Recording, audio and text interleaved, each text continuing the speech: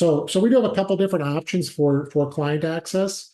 Here's to how the clients would mount or access the storage. With NFS, VAST, first off, whether it be NFS v3, NFS v4, SMB, we're going to go through and respond to standard protocols. So any client, there are no special drivers that are required to connect up to VAST, but we do have some options for improved performance if you choose to use those.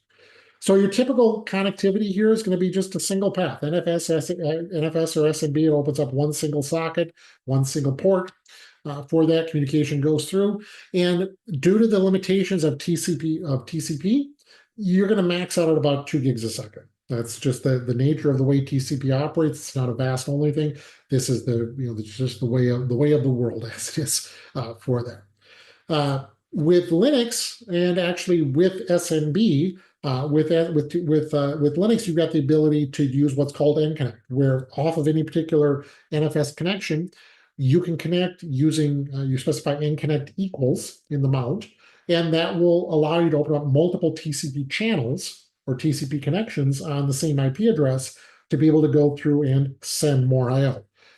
With SMB, it is, and this slide is probably a little bit outdated, but with SMB, you have what's known as multi-channel, which basically does the same thing, opens up multiple channels, multiple connections to that. And we can go through, and at the cost of some additional CPU utilization here, because each one of the CPU cores or threads has to manage each one of those connections, we can get about 90% port saturation from the clients. And again, these are pretty common nowadays for settings for anything that's out there. So with Linux, again, NConnect equals 2, and NConnect equals 4, and NConnect equal up to about 8.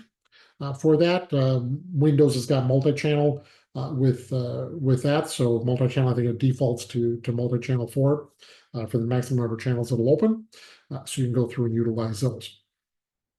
You do have the options here as well to go through and use multiple paths.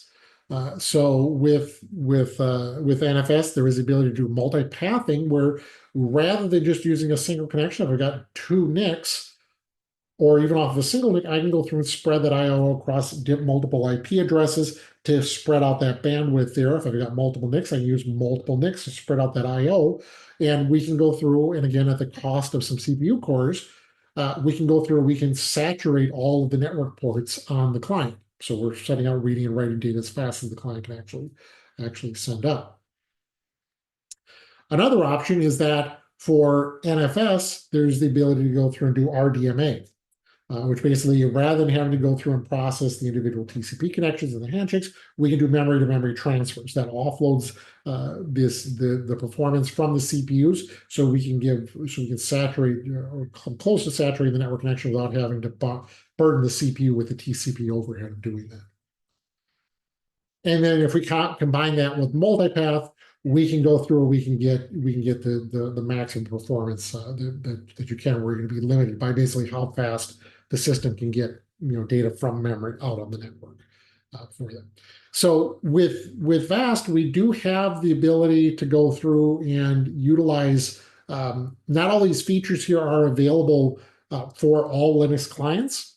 For that, specifically with some of the newer clients that are out there, they do have NConnect features built into them. They do have RDMA features. They do have multipath features built in them. It's not common, especially around the RDMA portion. So VAST does provide a modified NFS driver that would allow you to go through and do these kind of mounts to give you these other options for that. Absolutely not a requirement. Generally, unless you're doing a lot of high performance computing where you actually can take advantage of that bandwidth for that, it's definitely not needed. But these are options to go through, and there's some links here for this. S3 really don't need any special S3 drivers for that. S3 is designed for internet links. It does go through and do parallelization because it typically will break up your I/O workload into multiple parts and upload those individually, so you get the multiple connections with that.